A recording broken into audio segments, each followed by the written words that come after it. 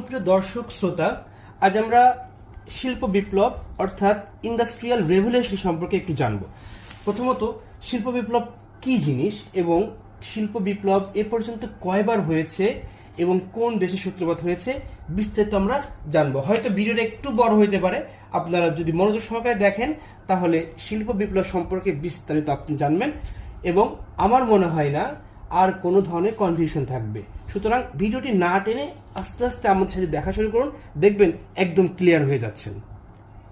আচ্ছা, এবার আমরা জানবো শিল্প বিপ্লব কি জিনিস। আচ্ছা, খুব এক কথায় শিল্প বিপ্লব হচ্ছে, ধরুন একটা সাম্রাজ্য বা একটা দেশ যেভাবে চলছে, হঠাৎ করে কোনো নতুন বৈজ্ঞানিক কোনো জিনিস বা কোনো জিনিস আবিষ্কারের ফলে একটা ম্যাসিভ চেঞ্জ যদি দেশে শুরু হয়, অর্থাৎ একটা নতুন শিল্প আবির্ভাব ঘটে, তখন সে ধরনের বিপ্লবকে বলা হয় শিল্প বিপ্লব। আচ্ছা, আমরা এখন আস্তে আস্তে জানবো যে শিল্প বিপ্লব প্রথম সূত্রপাত হয় কোথায়। প্রথম সূত্রপাত হয় হচ্ছে ইংল্যান্ডে। কোথায়? ইংল্যান্ডে, অর্থাৎ প্রথম সূত্রপাত হয় ইংল্যান্ডে। আচ্ছা, ইংল্যান্ডে এই সূত্রপাত হইলে এই যে এর নাম যে আপনার শিল্প বিপ্লব শব্দটি প্রথম ব্যবহার করেন ফরাসি সমাজবিদ ও দার্শনিক অগাস্টে ব্যাংকি। নাম কি? অগাস্টে ব্যাংকি। কত সালে? 1837 সালে। আচ্ছা, এটা জানলাম। এবার আমরা জানবো যে মোট কতবার শিল্প বিপ্লব হয় এ পর্যন্ত, মানে এই যে যখন ইংল্যান্ডে শিল্প বিপ্লব হয় তখন থেকে এখন বর্তমান সময় পর্যন্ত মোট 4বার, আনুমানিক 4বার শিল্প বিপ্লব হয়েছে।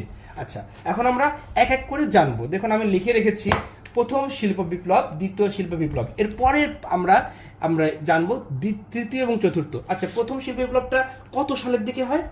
এটা 1750 থেকে 1850 সালের ভেতর। তার মানে 100 সাল, এক শতাব্দীর মধ্যে 1750 থেকে 1850 সালের মধ্যে একটা বিপ্লব ঘটে। এবং এখানে উদ্ভব কি ধরনের জিনিসের উদ্ভব হয়?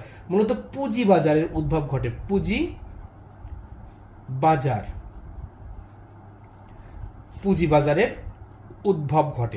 বাজারের উদ্ভব ঘটে। আচ্ছা, এই যে শিল্প বিপ্লবের সময় আমরা তো জানি যে হয়তো বৈজ্ঞানিক কোনো জিনিস আবিষ্কার হয়, তাহলে এই সময়টা আসলে কি আবিষ্কার হয়েছিল যার কারণে এই প্রথম শিল্প বিপ্লব হয়েছিল আমরা জানবো। এই মানে প্রথম শিল্প বিপ্লবের কথা 1750 থেকে 1850 সালের মধ্যে বাষ্পীয় ইঞ্জিন আবিষ্কার করা হয়। বাষ্পীয় ইঞ্জিন আপনারা জেনে থাকবেন, বাষ্পীয় ইঞ্জিন একসময় ট্রেন চলতো। বাষ্পীয় ইঞ্জিনে একসময় ট্রেন চলতো, কিন্তু এখন সেই ট্রেন আর বাষ্পীয় ইঞ্জিন চলে না। এখন আমরা জানি ফুয়েলের মাধ্যমে চলে বাষ্প ইঞ্জিন। এবং কয়লা, মানে কয়লার খনি সন্ধান পাওয়া যায়। তারপরে আচ্ছা আপনার ইস্পাত পাওয়া যায়। ঠিক আছে, ইস্পাত। অর্থাৎ প্রথম শিল্প বিপ্লব যখন হয় তখন পুঁজি বাজারের উদ্ভব ঘটে এবং আবিষ্কার হয় বাষ্প ইঞ্জিন, কয়লার খনি এবং ইস্পাত, বিভিন্ন ধাতু বা মেটাল তখন পাওয়া যায়। এবার আসি আমরা দ্বিতীয় শিল্প বিপ্লব। দ্বিতীয় শিল্প বিপ্লবটা হয় 1870 থেকে 1914, অর্থাৎ প্রথম বিশ্বযুদ্ধের আগ পর্যন্ত যে বিপ্লবটা ঘটে মূলত সেটাকে বলা হয় দ্বিতীয় শিল্প বিপ্লব। আচ্ছা, এই সময় একটা খুবই গুরুত্বপূর্ণ জিনিস আবিষ্কার হয় যা পুরো বিশ্বকে চেঞ্জ করে দেয়। সেটা হচ্ছে বিদ্যুৎ। তার মানে বিদ্যুৎ আবিষ্কার করা হয় কোন শিল্প বিপ্লবের সময়? দ্বিতীয় শিল্প বিপ্লবের সময়। আপনার কাছে যদি মানে এই প্রশ্নগুলো খুবই গুরুত্বপূর্ণ। আপনি প্রথম শিল্প বিপ্লবের সময় কত, কি কি উদ্ভব হয় এবং আবিষ্কার হয় কি কি জিনিস, ঠিক দ্বিতীয় শিল্প বিপ্লবের সময়কাল কত, আবিষ্কার হয় কি কি জিনিস, এই জিনিসগুলো জানবেন। এর বাইরে এত কিছু পড়তে গেলে আপনার মাথা হ্যাং হয়ে যাবে। এখন আমরা জানবো তৃতীয় এবং চতুর্থ। আচ্ছা, এ পর্যায়ে আমরা জানবো যে শিল্প বিপ্লবের তৃতীয় ধাপ এবং চতুর্থ ধাপ।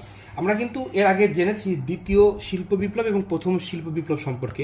আচ্ছা, এবার আমরা জানবো তৃতীয় শিল্প বিপ্লব। আচ্ছা, তৃতীয় শিল্প বিপ্লবটা কত সালের দিকে আনুমানিক হয়? সেটা হচ্ছে 1960 থেকে 1990 সালের মধ্যে। অর্থাৎ এই যে আপনার বিংশ শতাব্দীর পুরো প্রায় অধিকাংশ সময়টাই এই তৃতীয় শিল্প বিপ্লব হয়। এবং এই সময় আবিষ্কার হয় খুবই গুরুত্বপূর্ণ জিনিস। একটা হচ্ছে ইন্টারনেট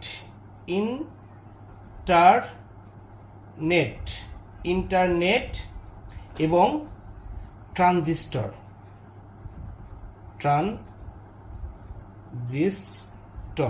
ট্রানজিস্টর। আপনারা জানেন ট্রানজিস্টর কতটা গুরুত্বপূর্ণ একটা বৈজ্ঞানিক আবিষ্কার, এবং ইন্টারনেট তো ছাড়া তো আমরা বর্তমান সময় চলতেই পারি না, ঠিক আছে। সুতরাং তৃতীয় শিল্প বিপ্লবের গুরুত্বপূর্ণ আবিষ্কার হচ্ছে ইন্টারনেট এবং ট্রানজিস্টর, এবং এটার অন্য একটা নাম আছে, সেটা হচ্ছে কম্পিউটার বিপ্লব। অর্থাৎ ট্রানজিস্টরের মাধ্যমে কিন্তু কম্পিউটার তৈরি করা হয়, এই কম্পিউটার বিপ্লবও বলা হয়, কম্পিউটার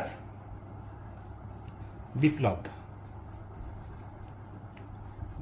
আচ্ছা, এবার আমরা জানবো সবচাইতে মোস্ট ইম্পর্টেন্ট এবং সর্বশেষ যে আপনার শিল্প বিপ্লব, সেটা হচ্ছে ফোর্থ ইন্ডাস্ট্রিয়াল রেভলিউশন, অর্থাৎ 4IR, অর্থাৎ চতুর্থ শিল্প বিপ্লব। আচ্ছা, এই জিনিসটা আমরা জানার আগে একটু জিনিস জানি যে এই যে অর্থাৎ 4IR, এই জিনিসটা ব্যবহার করেন কে? ব্যবহার করেন বিশ্ব অর্থনৈতিক ফোরামের প্রতিষ্ঠাতা ও নির্বাহী স্কপ 2016 সালে। 2016 সালে শব্দটা ব্যবহার করেন, কিন্তু তার আগের থেকেই কিন্তু শিল্প বিপ্লব অলরেডি শুরু হয়ে গেছে সালে। তার ফরেন অ্যাফেয়ার্স আর্টিকেলে, কোন আর্টিকেলে? ফরেন অ্যাফেয়ার্স আর্টিকেলে দ্য ফোর্থ ইন্ডাস্ট্রিয়াল রেভলিউশন গ্রন্থে। কোন গ্রন্থে? ফোর্থ ইন্ডাস্ট্রিয়াল রেভলিউশন অর্থাৎ 4IR গ্রন্থে এই শব্দটা প্রথম প্রকাশ করা হয়। আচ্ছা, এখন আমরা জানবো এর বিষয়বস্তু কি ছিল। এই যে ফোর্থ রেভলিউশন, ইন্ডাস্ট্রিয়াল রেভলিউশনের যে বিষয়বস্তু ছিল মূলত আধুনিকায়ন,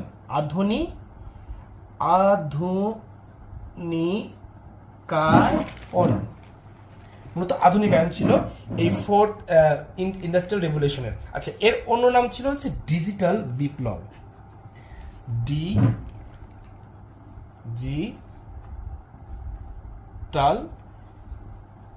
বিপ্লব, ঠিক আছে। এর অন্য নাম ছিল কি? ডিজিটাল বিপ্লব। আচ্ছা, এবার আমরা কয়েকটা উদাহরণের মাধ্যমে জানবো আসলে এই বিপ্লবে কি কি আবিষ্কার হয়। যেমন দেখেন, অনেক, আসলে এর কোনো বলার অপেক্ষা রাখে না। স্মার্ট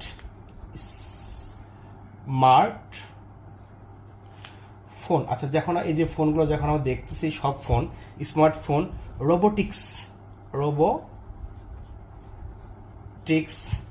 AI, আর্টিফিশিয়াল ইন্টেলিজেন্স, তারপর ন্যানো টেকনোলজি। আপনারা জানেন খুবই গুরুত্বপূর্ণ ন্যানো টেকনোলজি, ন্যানোটেক, তারপর 5G এখন আমাদের দেশে চালু হয়েছে, আমাদের দেশে এখন চালু হয়নি, কিছু কিছু জায়গায় চালু হয়েছে। 5G ইন্টারনেটের ব্যাপক সাফল্য নিয়ে আসে, ইন্টারনেটের সাফল্য আনে। বায়োটেকনোলজি, বায়োটেকনোলজি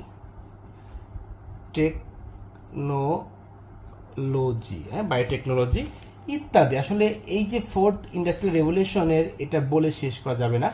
এটা মানে আপনার এই যে তৃতীয় শিল্প বিপ্লবের পর থেকে 1990 সালের পর থেকে এখন অবধি যে বিপ্লবটা চলছে, মূলত এটাকে চতুর্থ শিল্প বিপ্লব বলা হয়।